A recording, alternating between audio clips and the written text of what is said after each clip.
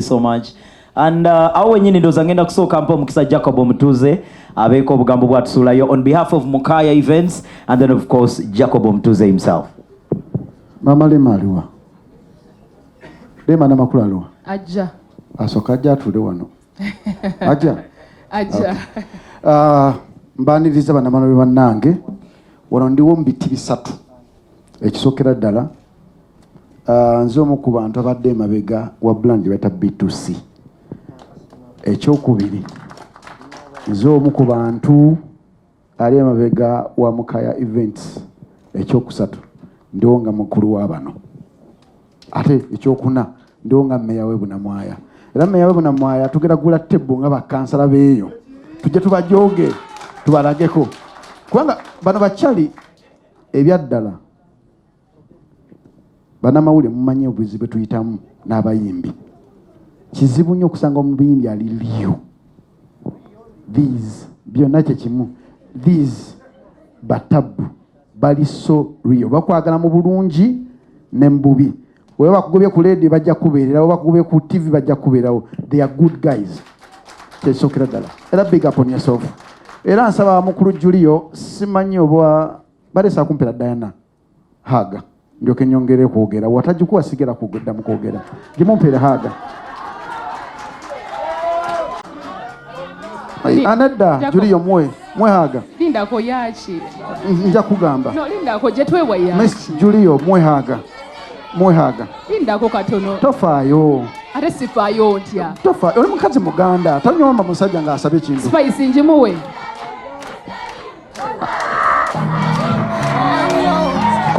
Komao. Julio komao. Mr. Lee, pera Spice Dana haga. Kankwatire ko mama. Mwe haga. Ojuwulidde. Komao amasuka kuliko. No otula. Bobby Lash ononsonyiwa. King Saha munkwatire ko mu ngalo. Tofayo next time better. Bambi. Walaba otalaba. Abana balaba. Wagana okulaba. Anyway. Emyaka 10 si myangu. Naddala ngo brand baita B2C. Banamole munanjuli atula abayimbi bangi nnyo abajja mu myaka 10 ne babula. Naye Spice Dana, King Saha, B2C, Edrisa Musoza Keunzo, batabu. Okubeerawo emyaka 10 ng'oyita mu miyaga gy'amawulire si kyangu. Era ndi wano beebaza, wake benda big up on yourself, my brother. Gwe sina gwe ngenda kuwa. Emyaka 10 wake benda yasayiningako omuvubuka bamuyita Dwekali. Ne musajja tebyamutukako tebyali byangu. So, abasajja bana basatu kubanga bakyali kimu si kyangu. Era mbeebaza temukoowa. Njagala kuddaano nga tuselebrating emyaka 10 aga. Twagala abaana omwaka ogujja. Diana, twagala abaana omwaka ogujja. Batya, wanjise. We need kids. Kids? Yes. Spice, we need kids. Tukuze. Ono ye mumanyi. Ne waikibena nkumanyi. Kusaidi ya Mukaya Events.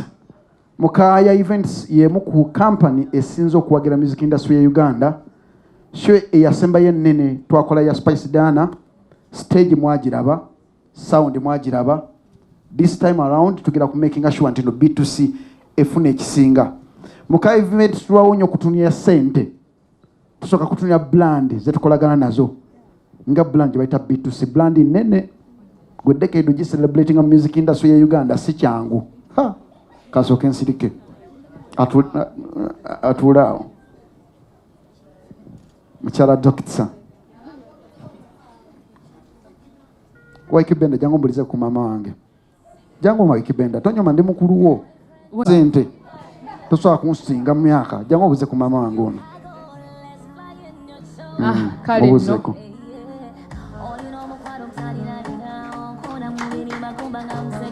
Dayo. So mbadde nkyabagamba ku Mukaya Events.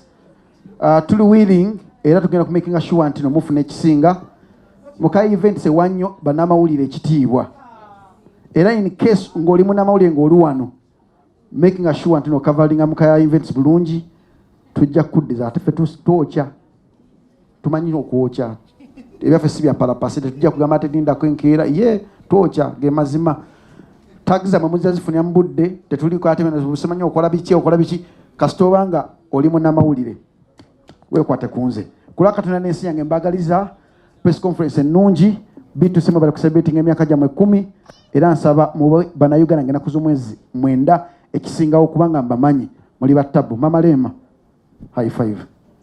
May God bless you.